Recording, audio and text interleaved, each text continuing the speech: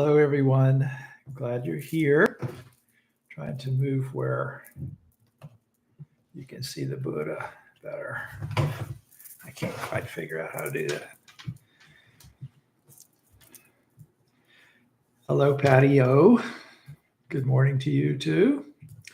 We'll give it just a couple minutes because I want to give people a chance to get here. In the meantime, can you hear me all right? So I'm working with this new setup. I set this up really as my altar at home, my place to meditate. I hadn't really used it for live streaming until I did a little test the other day. So I might change things as we go along. But anyway, I'm happy that you're with me, and this will stay up after this morning, at least for a while, so that it'll be here during the day. So I'm going to start with an incense offering, and then we'll go on from there. Right?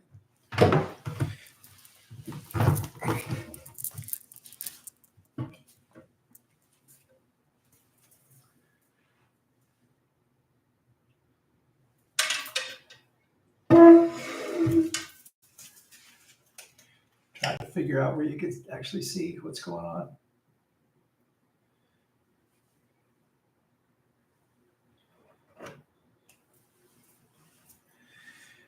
Precepts incense, samadhi incense, wisdom incense, liberation of views incense, cloud of lighted incense, pouring into the Dharma realms, offering to the highest teachers of the 10 directions. I respectfully bow to the incense cloud Bodhisattva. I respectfully bow to the incense cloud Bodhisattva. I respectfully bow to the incense cloud Bodhisattva. I respectfully bow to all directions of space, all realms, past, present, and future, all Buddhas, the honored Dharma, the enlightened Sangha, the permanent 3 treasures. I respectfully bow to our own teacher, Sakyamuni Buddha, the future born Maitreya Buddha, great wisdom Manjushri Bodhisattva, great practice Samattabhadra Bodhisattva, Dharma protector Bodhisattvas, Buddhas and Bodhisattvas assembling at the great holy mountain. I respectfully bow to the great love, great compassion, Amitabha Buddha of the Western Paradise, great compassion, Avalokiteshvara Bodhisattva, great bow, Ksitigarbha Bodhisattva, great power, Mahastamaprada Bodhisattva, all the Bodhisattvas in the great pure ocean.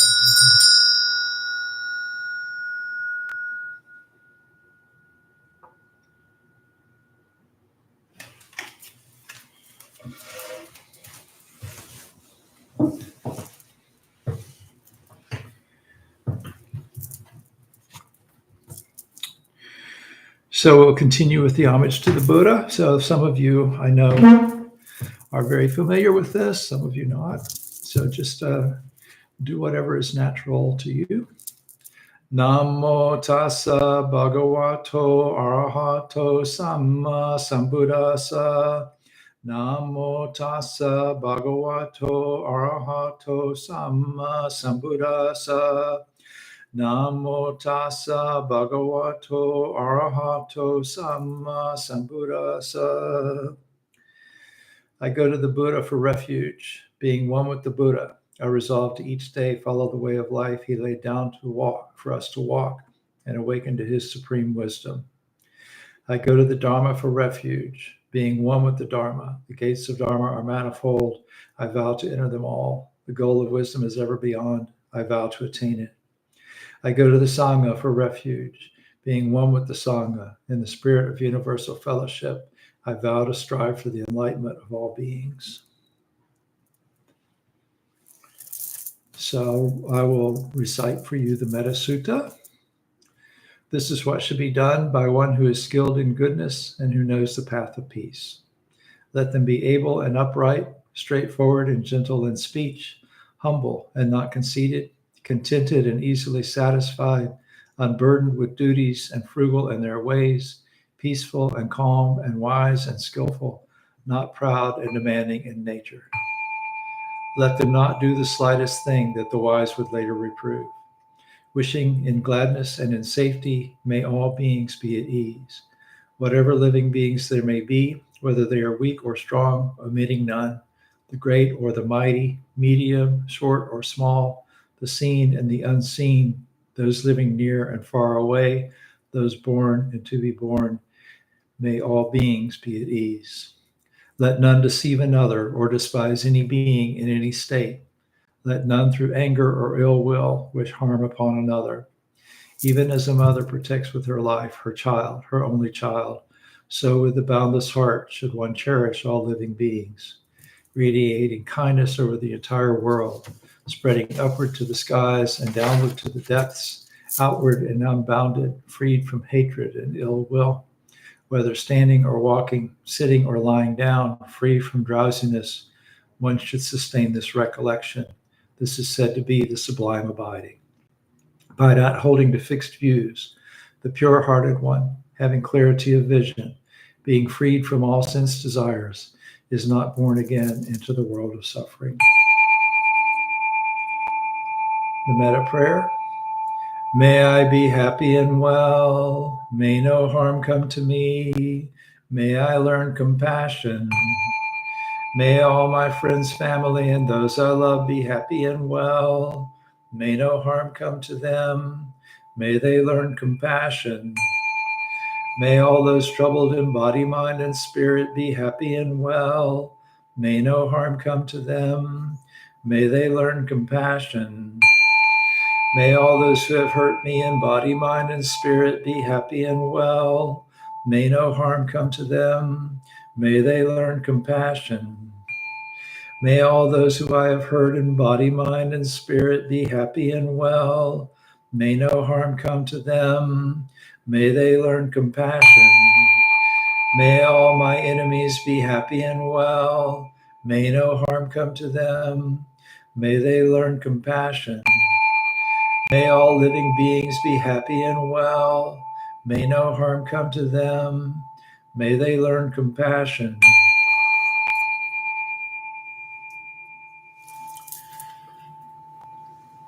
So I'm going to do a little guided meditation today. I'm going to move to the side so that you can see the Buddha better. Although I'm going to instruct you to look inward instead of at me or the screen, but you do what works for you. So to begin, just sit comfortably wherever you are. It's fine. You don't have to sit in any special way, but you want to be in a posture that will allow you to stay seated without moving too much for the next 15, 20 minutes, however long this takes. You don't want to be slumped down where you can go to sleep or get uncomfortable because you're leaning, things like that. So you want to be stable, upright, but not rigid. And you can close your eyes or otherwise sort of look inwardly. So fix your gaze in front of you somewhere, not really staring at anything, just sort of resting your attention someplace.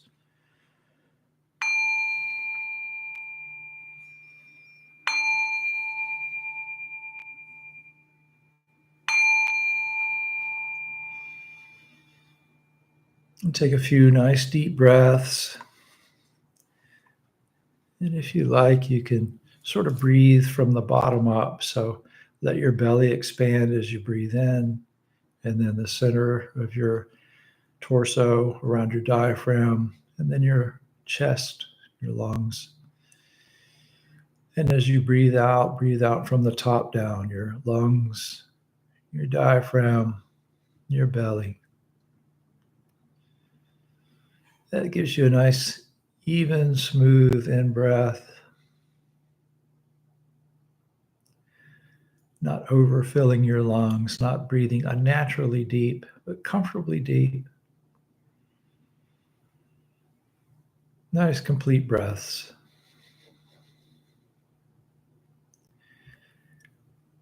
And then let your breath just kind of settle into a comfortable rhythm. Just breathing naturally, but continue to breathe a little deeper than usual, probably a little slower. And focusing your attention on the out breath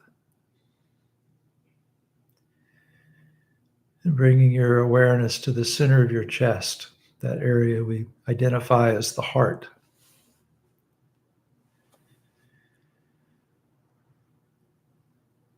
And breathing out slowly, calmly. And as we exhale, let this thought just ride peacefully on your breath. May I be happy.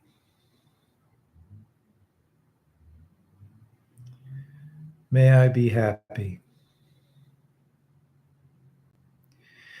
And this doesn't mean may I pursue happiness and have it at some point in the future, or may I have the things I want, or that sort of thing.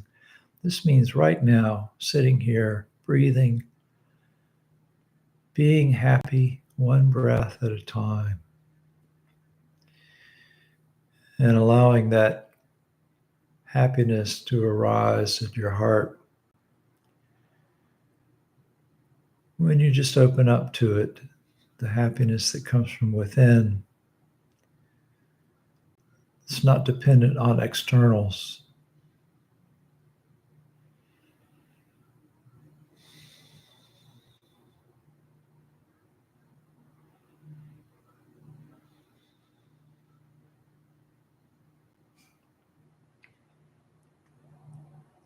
May I be free from animosity.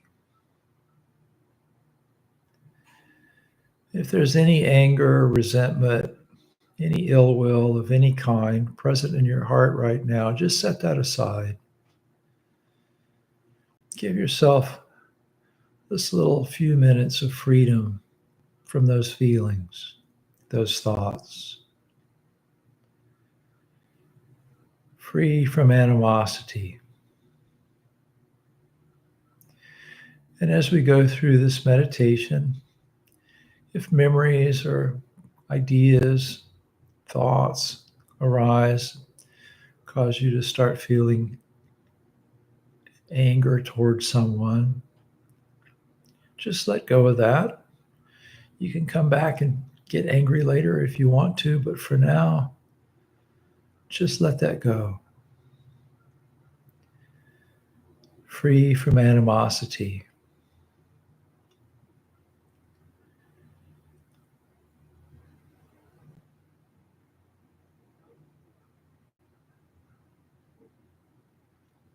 May I be free from stress and affliction. When we meditate, sounds from outside, physical sensations, memories, thoughts, all these things come into our awareness. We don't need to reject any of them. We don't need to cling to any of them. Let them go or let them be. No need to engage and create stress.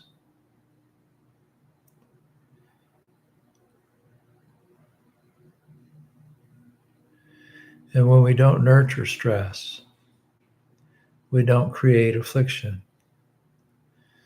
If we don't nurture a worry or a concern, we don't create anxiety or depression. If we don't build on a moment of anger, we don't create hatred.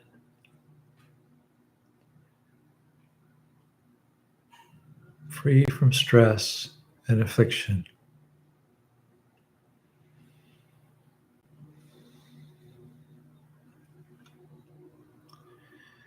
May I look after myself with ease.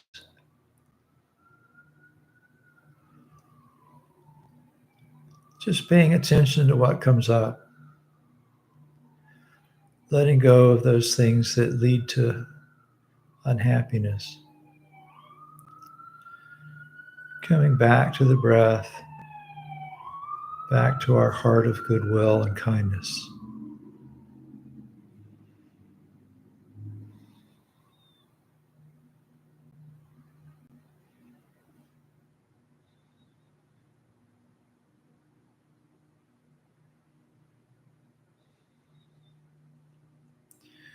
Call to mind a loved one, person you're the closest to, someone who, when you think of them, happiness arises in your heart, the desire for their happiness, their well being. And you can visualize them with you or think of their name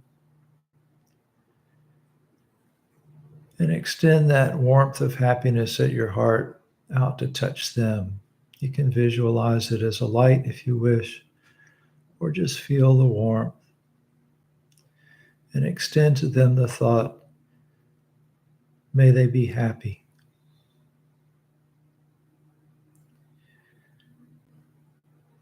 May they be well.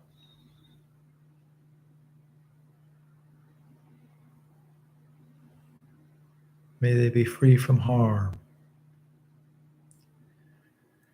Whatever phrases represent happiness and freedom to you, may they be happy.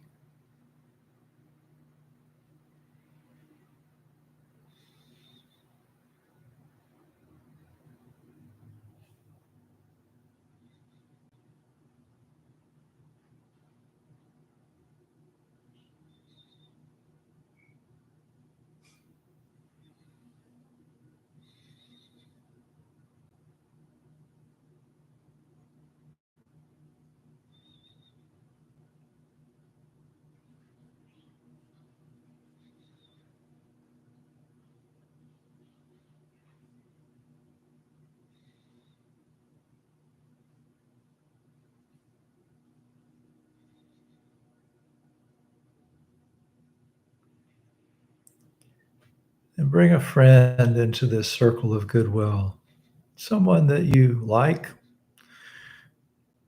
enjoy spending time with. Maybe they've been helpful to you in some way. And again, imagine them with you or think of their name and be aware of their presence in your world. And extend to them this warmth of kindness and goodwill. May they be happy. May they be well.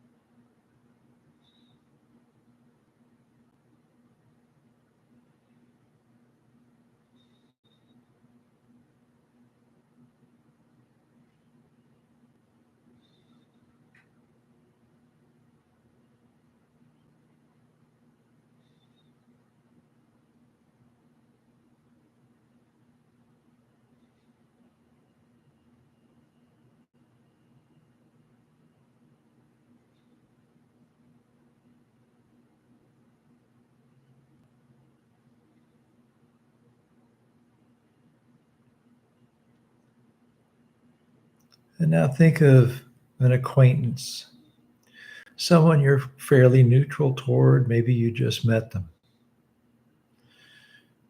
Or maybe you haven't met them at all, but you see them around when you're out walking your dog or going grocery shopping. So you may not know very much about them. You may not know what they like or what they dream about or any of those things. But you know that they want happiness, that they want to be free from troubles, free from harm. So bring them into this circle of your goodwill also. Sending them the thought, may they be happy and well.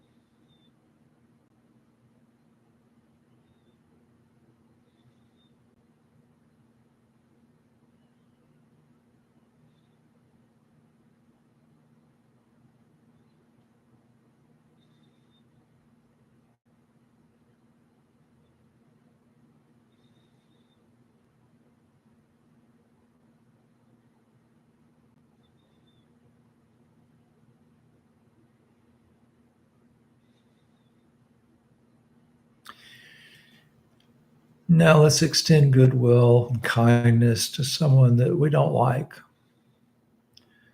Maybe this is somebody you don't get along with at work, or somebody who's got that annoying political sign in their front yard. Maybe someone who's been opposing you in some way. It's hard sometimes to have goodwill for someone who's been difficult, but it's a strength we can develop, and it benefits us to do that. And it can help to remember that difficult people are difficult because they're suffering, because they're unhappy.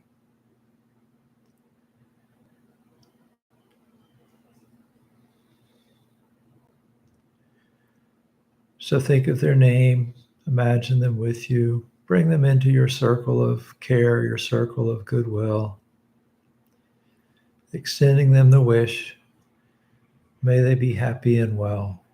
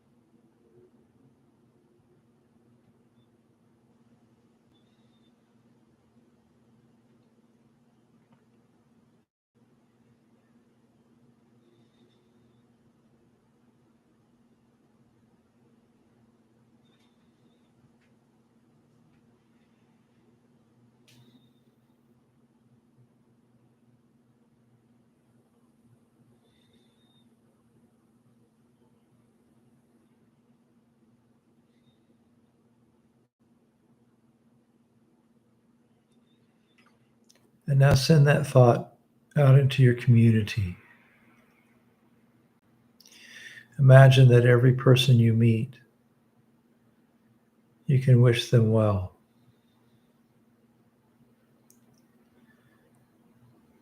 May they all be happy and well.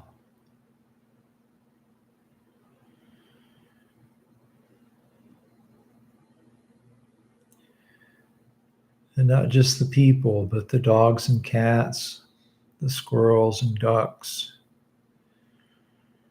the geese and chipmunks, whatever beings live in your community. Extend that wish. May they be happy and well.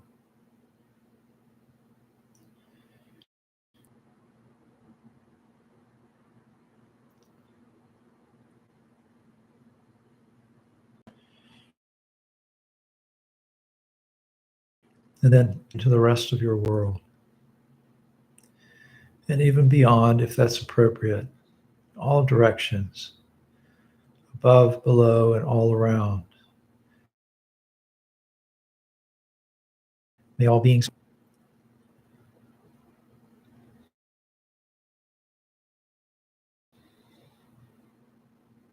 may all beings be free from animosity.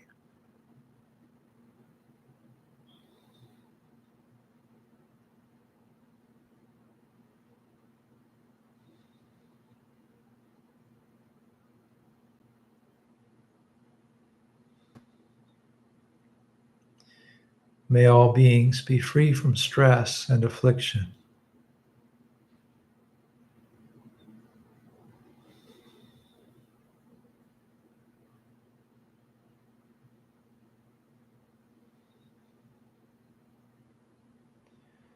May all beings look after themselves with ease.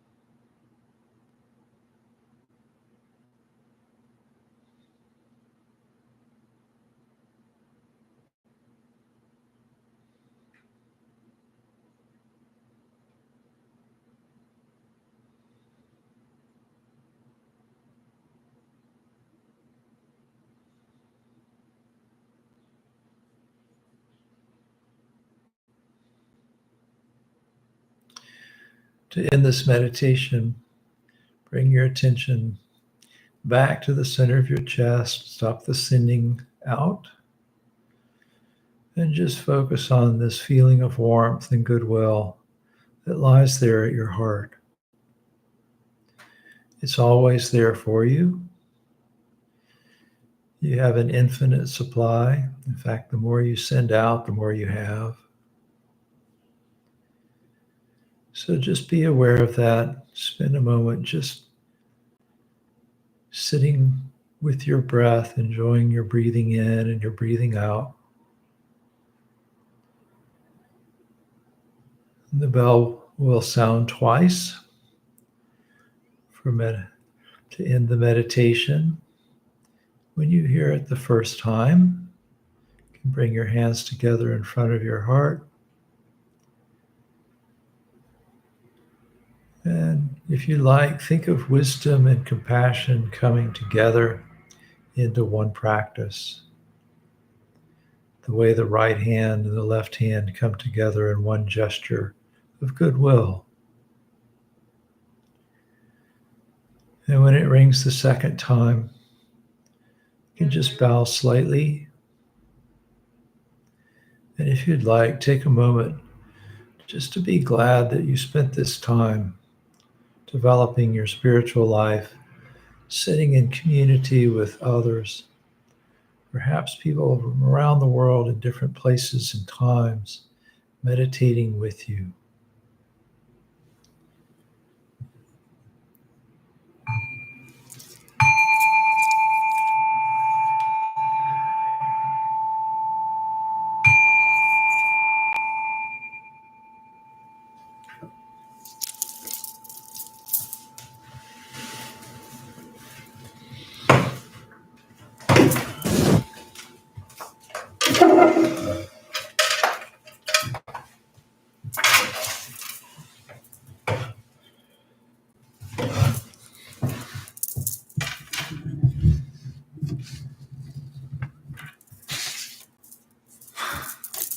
I haven't quite figured out where it works best yet. But anyway, I hope that went okay. Hope the sound is all right, that you were able to hear me all right. I figured you'd let me know if you didn't. So, I'm sorry that I didn't give you a lot more notice about this.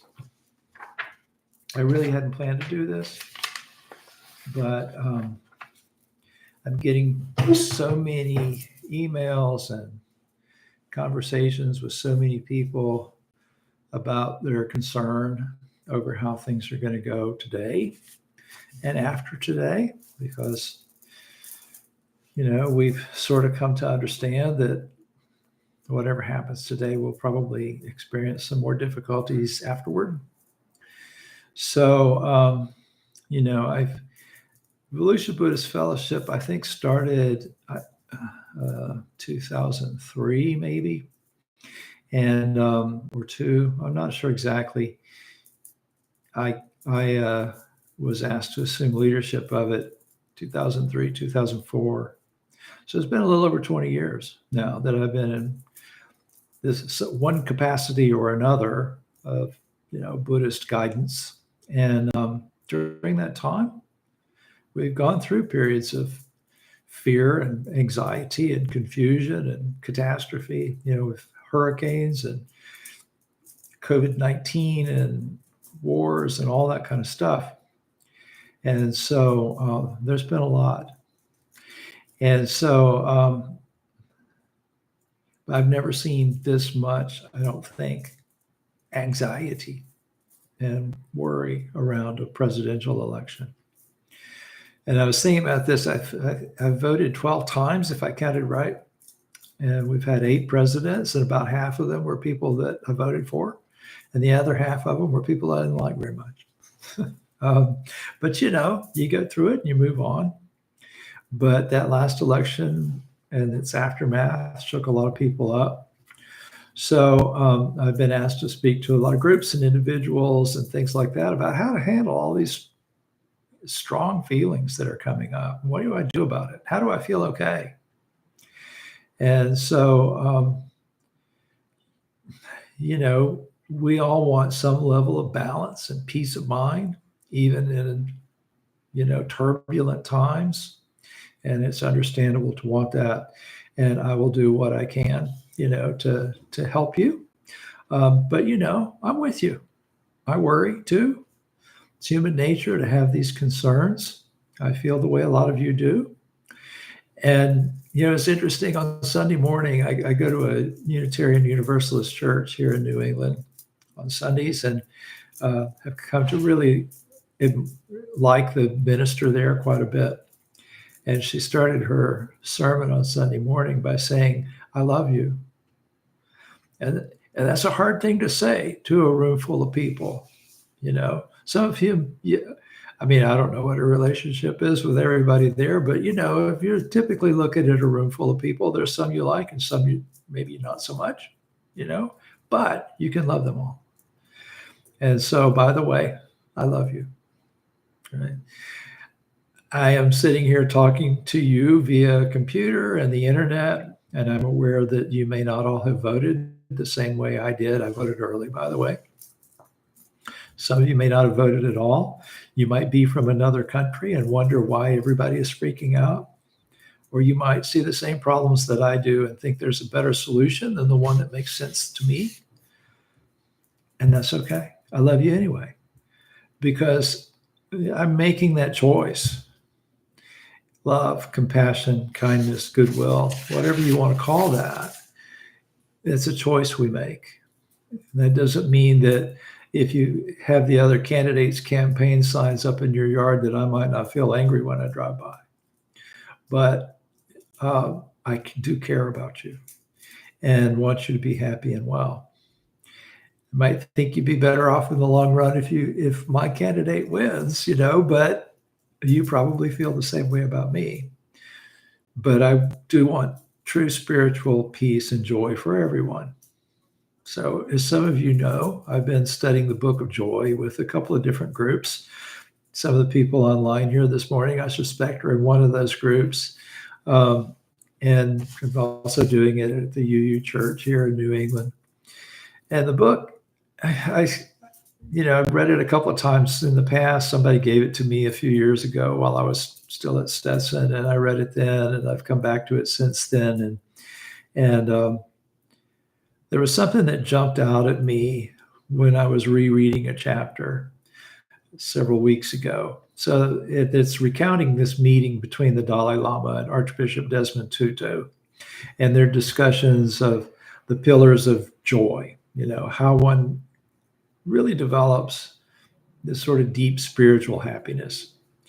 And probably know, but in case you don't, the Dalai Lama is a political and spiritual leader of the Tibetan people, and he's prominent worldwide, largely, probably even mainly because of his nonviolent opposition to China's occupation of Tibet. And Archbishop Tutu, who passed away a few years ago, 2021, I believe, was a South African Anglican bishop and theologian, and probably best known for his activism against apartheid and for human rights. And so this particular passage kind of jumped out at me as I was reading it, and in the context of thinking about, this election year and that sort of thing, and the many people who've asked me, what can I do? What do I do? So Archbishop Tutu is talking about this time some years past when the Dalai Lama wanted to visit South Africa and see him.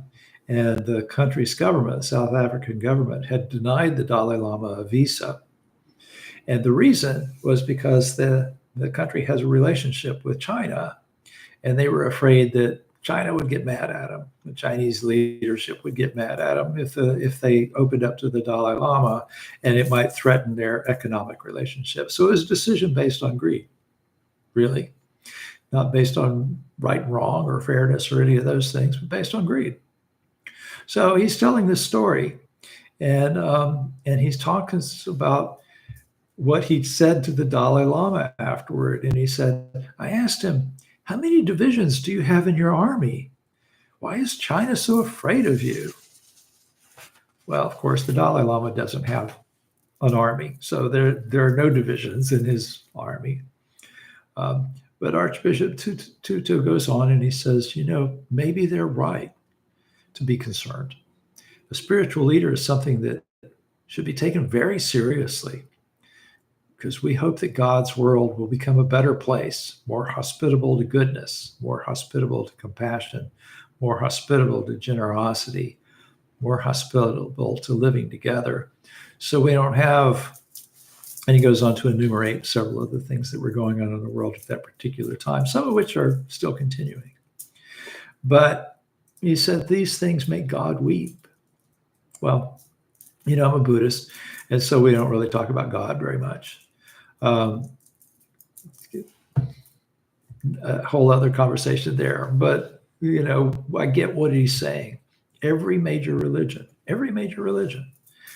teaches the value of those things that he talked about: goodness, compassion, generosity, living together in peace.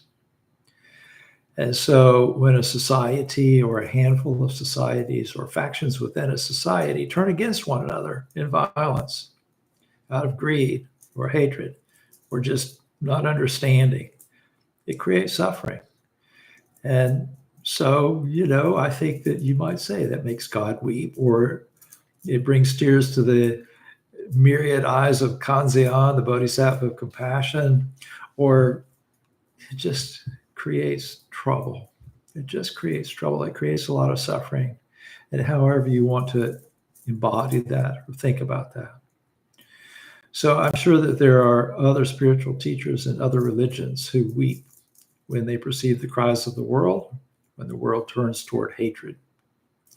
And so our job as spiritual leaders is to do the best we can to choose wisdom and compassion. So I said our job as spiritual leaders. I'm including you in this, and I'll talk about that a little bit more in a couple of minutes. But think about it. Both the Dalai Lama and Archbishop Tutu endured and led others. Kamala Harris is calling me. That's all. I came up with an unknown number. I could almost guarantee it's somebody from the DNC wanting to make sure that I voted. Anyway, both the Dalai Lama and Archbishop Tutu, have gone through times of great suffering themselves. The Dalai Lama went into exile, but he led others who went with him or who stayed behind and did what he could to help them. And Archbishop Tutu, also endured many problems from apartheid and helped others.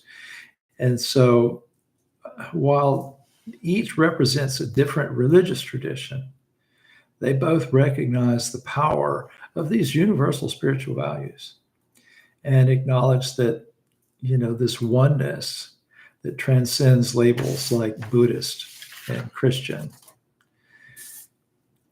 So I use this phrase spiritual leader, or I repeated the phrase spiritual leader.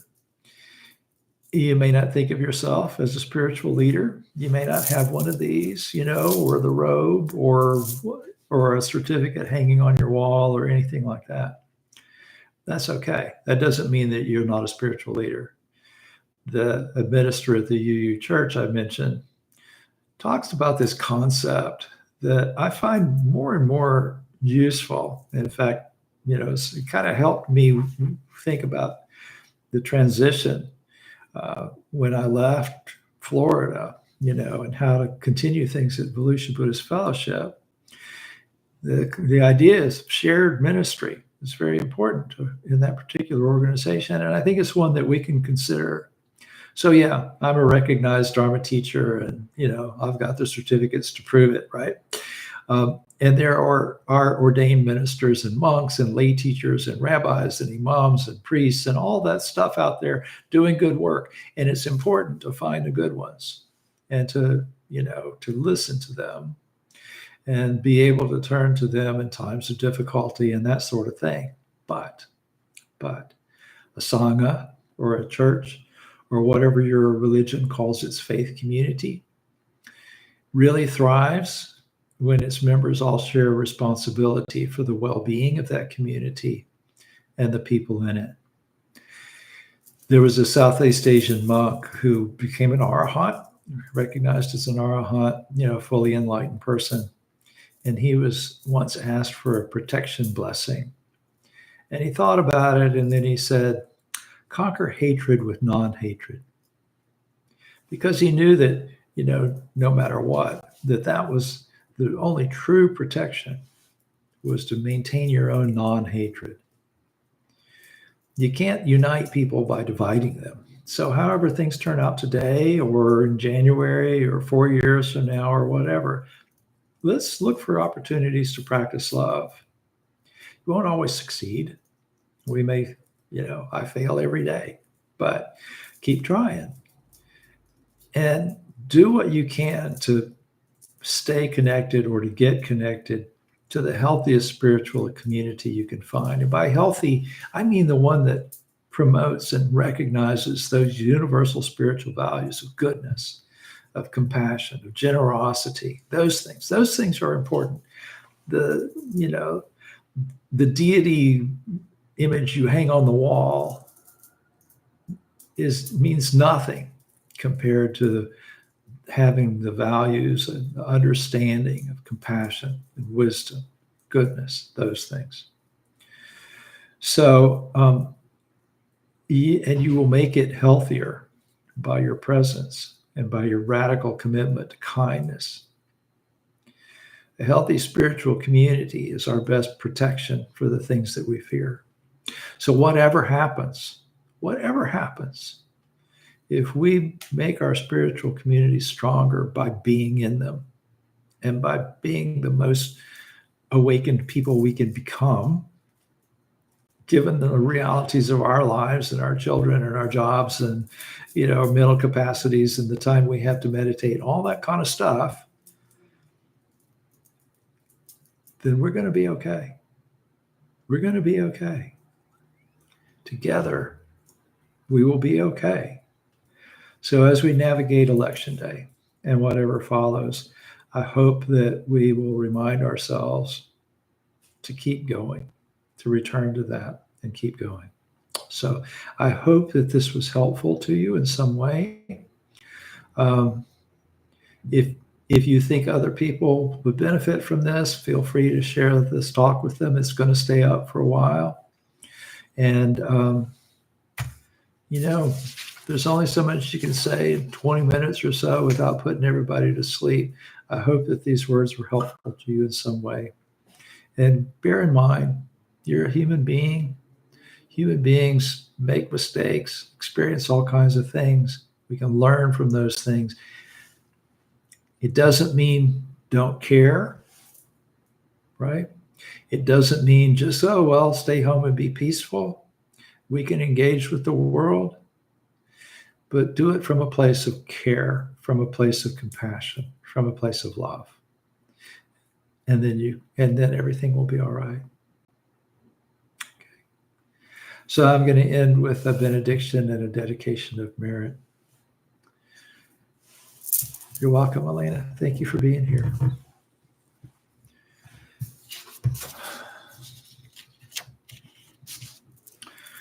Source of infinite light and life, the oneness we call by many names. We pray that the time we spent together brings light into our hearts and into our world. We pray for those in suffering and sorrow, for those seeking refuge from catastrophes of all kinds, to those who are imprisoned, for those who are grieving. And we pray with gratitude for those ministering to the sick, those working for justice, and those working for the health of the natural world. May they be serene through all their troubles. May we ascend to the throne of peace and wisdom together. May it be so. Sabe sata sadahantu avera sukajivino katang punya phalang mahang sabe bagi bhavantu te. May all beings always live happily, free from animosity. May all share in the blessings that spring from the goodness we have done. Thank you. I will see you again soon, I'm sure. Till next time.